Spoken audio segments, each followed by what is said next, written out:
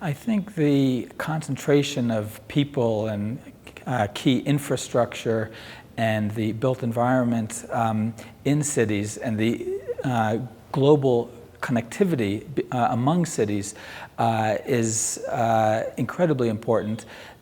Cities represent such a significant fraction of the global economy on the positive side, and employment and livelihoods and so forth. But also cities represent a huge burden environmentally, ecologically, and have many of the world's most significant social challenges. But as many know, in terms of greenhouse emissions, it's probably 60, 70, 75%, and water use is very high if you include agricultural consumption in the water use figure. And so cities are really at the hub of global sustainability, and as I believe it's the Secretary General has said, that sustainable development will be won or lost in cities.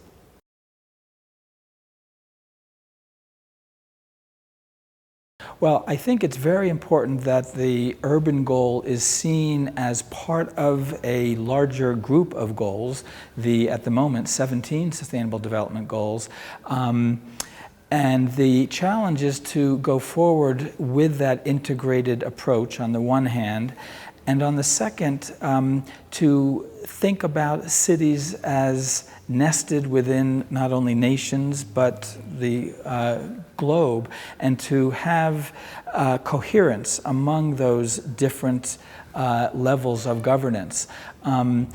Those are among the big challenges. There are, of course, very specific challenges to implementing the goals in cities, and those challenges vary widely from informality in economy and housing and so forth in certain cities, especially in the global south, to very significant risk challenges for coastal cities, particularly in South Asia, actually, with rising sea levels and more intense storms and changes in rainfall pattern and so forth. So there are varied and enormous challenges, but I think the Sustainable Development Goals will provide a very strong framework for the world's countries and subnational governments to have a coherent pathway forward to approach sustainability.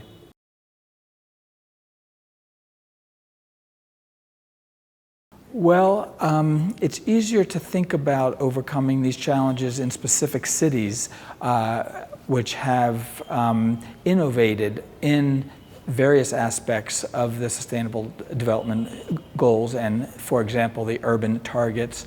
As an example, there's a waste target or a waste management target, and the idea is to make sure that solid waste in municipalities is not only collected but managed properly. And there are, of course, many examples of high levels of waste diversion, recycling and composting and so forth in the global north, but there's also significant examples in the south. I believe several cities in Indonesia where the informal waste pickers and so forth have organized and now not only achieve better incomes and so forth, but the whole waste processing and recycling systems have been greatly enhanced. So on the individual city level, there have been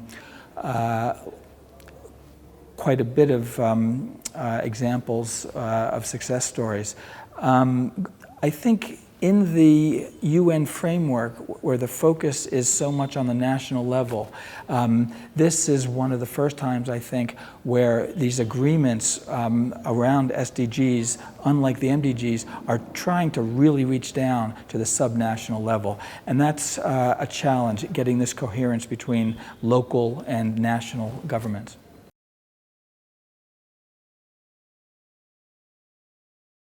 Well, it's been a real pleasure to be here. I'm so impressed by the other participants around the table, and in particular, Aramar and the IIHS folks and the whole team here.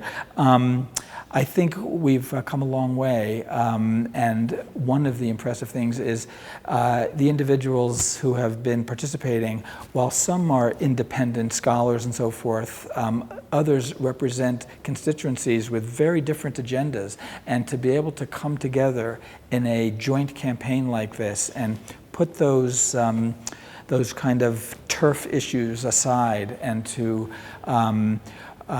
work so hard to promote this common agenda, I think is very impressive, and it's really one of the most satisfying things for me in this experience. And of course, to be in Bangalore for the first time is just wonderful.